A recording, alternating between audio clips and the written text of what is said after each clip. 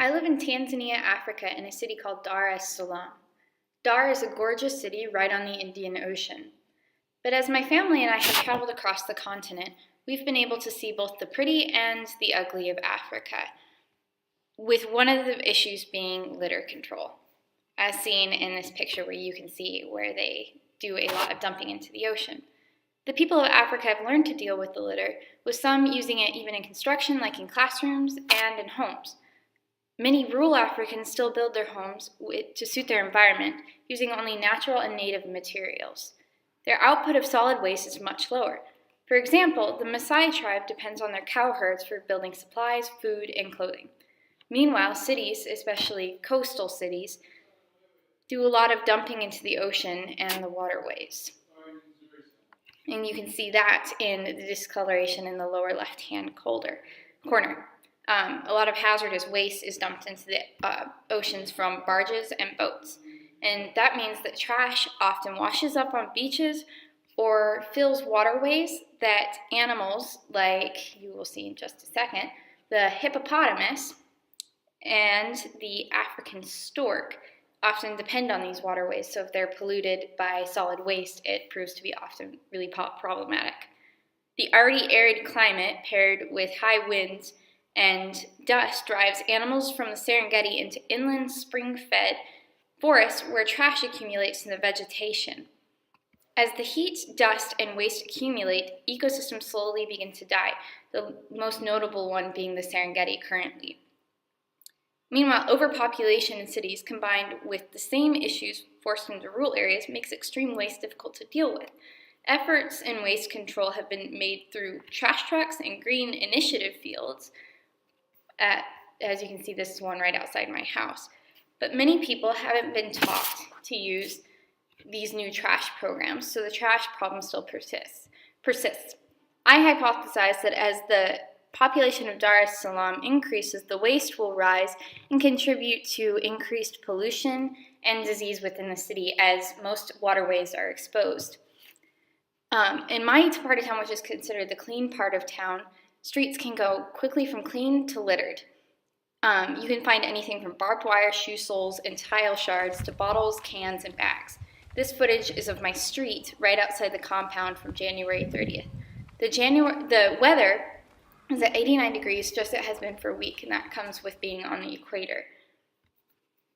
So because the coast normally drives most storms away, as you'll see in these two photos that were taken minutes apart, the wind and dust levels remain extremely high due to the lack of rain, but humidity remains really high, and that just compounds the whole rotting process, so the trash isn't very nice on the streets, and then you have the high dust levels on top of it. So Dar has ranked as the 12th dirtiest city in the world, and the trash outside my door right now currently reflects that fact. So Tanzania is currently a developing country, and the infrastructure to deal with environmental issues isn't quite there yet. And the people have been so used to dealing with trash for a certain amount of time that the people's influence isn't there as well. So in order to deal with this trash problem, they not only have to get the government on board, but they also have to get the social programs on board. So I am wondering if they were to get the local population to dispose of their own waste instead of throwing it out on the streets, or doing instruction on using trash cans, utilizing trash programs in the city, if they would be able to control the trash influx and take the trash to a centralized location. But I again wonder, does this centralized location even exist in the city, or even outside? If I were to go to Bagamoyo, or even to go to a separate city like Arusha that is very close to the Serengeti, and see how they deal with that there. Okay, so in order to get the dumping that's going on in the ocean and out on the street to go down, so that way it doesn't deal or handle and cause additional issues in areas beyond Dar es Salaam, like in the Serengeti, something obviously has to be done. So I designed an experiment to deal with these issues, and so in order to test this, I would designate 2 areas in the lane outside of my house, and one is a control, and then one is a variable. And at the end of every day, I would collect trash from the variable and compare it to the controls level of trash at the end of the day. So I would record this information, record the levels of trash in both areas, and how much remains in the control while I remove what was accumulated in the variable over the day. And so at the end of a week, trash remaining in both areas would be compared. So the amount of trash in the variable without me taking it out would be compared to the amount of trash that is accumulated over a week in the control, with me just responsibly disposing of the variable trash, and to kind of show how it would happen if people dealt with their trash and were able to responsibly dispose of it, to send it to a location like I am. So this is the trash situation in Africa.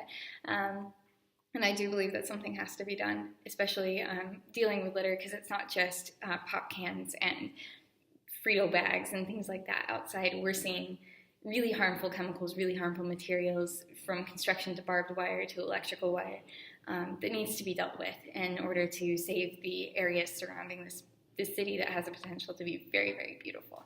So, thank you so much.